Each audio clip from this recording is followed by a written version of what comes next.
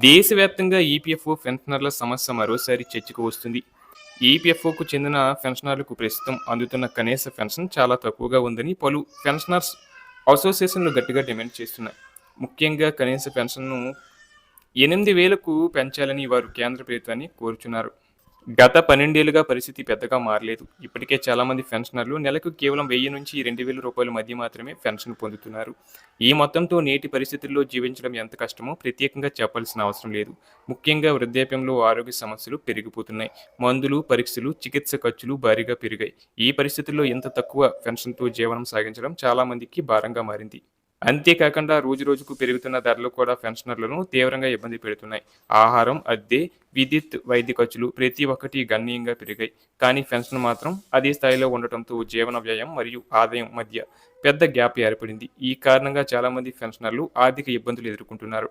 ఇక పెన్షనర్స్ అసోసియేషన్లు చెబుతున్నది ఏంటంటే కనీస పెన్షన్ను 8,000 రూపాయలకు పెంచితే వృద్ధులకు కొంత ఆర్థిక భరోసా కలుగుతుంది. కనీస అవసరాలు అయిన ఆహారం, మందులు, దైనందిన ఖర్చులు తేలిగ్గా నిర్వహించగలుగుతారు.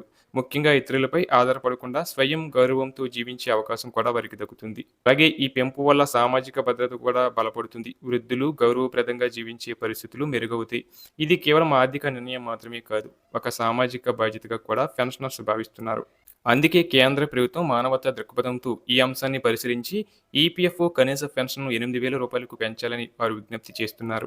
ప్రభుత్వం ఈ డిమాండ్పై సానుకూలంగా స్పందిస్తుందని, త్వరలోనే ఈ విషయంపై నిర్ణయం తీసుకుంటుందని పెన్షనర్లు ఆశాభావం వ్యక్తం చేస్తున్నారు.